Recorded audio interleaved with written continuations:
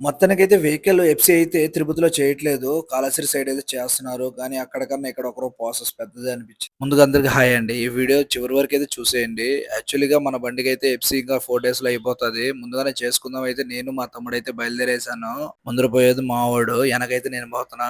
ఏమైనా రోడ్డు మీద జీప్ తీసుకొని వెళ్తా ఉంటే ఆ ఫీలింగే వేరండి. అంతకుముందైతే ఎఫ్‌సీ మాకు తిరుపతిలోనే చేసేవాళ్ళు. కానీ ఇప్పుడు ఎయిర్‌పోర్ట్ కాడ మార్చారంట. దానివల్ల నేను మా తమ్ముడైతే బండెత్తుకొని వెళ్ళిపోయినాము. ఇక్కడెళ్ళిన తర్వాత వాళ్ళ కాడికెళ్తే బాబు బండి కాడికి వస్తాం మీరు బండి కాడికి వెళ్ళండి అన్నారు. మేము బండి కాడికైతే వచ్చేసాం. బండి కాడికి వచ్చి కాగితాలు తిప్పేస్తా అన్నా. ఏదో చదువు వచ్చేవాడు మారిగా మనకు అక్షరం ముక్క రాదండి. ఈ ఎఫ్‌సీ ప్రాసెస్ అనేది పల్లెటూరు సైడ్ పెట్టిన దాని వల్ల చాలా వాతావరణం అయితే చాలా చల్లగా ఉందండి. కానీ ఇక్కడ ప్రాసెస్ చాలా పెద్దదండి. బండి చేసి నంబర్, ఇంజిన్ నంబర్ చూసిన తర్వాత మళ్ళీ ఇంకో చోటు పెట్టిన తర్వాత ఆడ మళ్ళీ బండి నంబర్, చేసి నంబర్ చూస్తున్నారు. ఇవంతా అయిపోయిన తర్వాత మళ్ళీ క్యూలో నిలబడి టోకెన్ అనేది తీసుకోవాలంట. దీన్నే టోకెన్ అంటారు. ఈ టోకెన్ నంబర్ వచ్చిన తర్వాత మన బండి ఆటోమేటిక్‌గా ఓలే వచ్చి తీసుకెళ్తారు. అన్న నేను తోలుతాను అంటే, "ఆహా! అలా వెహికల్ తీసుకెళ్ళకూడదు. వెహికల్ మేమే తీసుకెళ్ళాలి. అది రూల్స్" అని చెప్పేసారు వాళ్ళు. సరే బండి కీస్ అయితే ఇచ్చేసి వాళ్ళనైతే పంపించేసా. వెహికల్ పోయిన తర్వాత 10 మినిట్స్ అయితే వెయిట్ చేశా. 10 మినిట్స్ తర్వాత అయితే మావాడు బయటకొచ్చాడు. "బుజ్జిగా నా లోపల ఏమైందిరా" అని మావాడిని అడిగితే, "ఏం కాలేదు భయ్యా" అన్నాడు.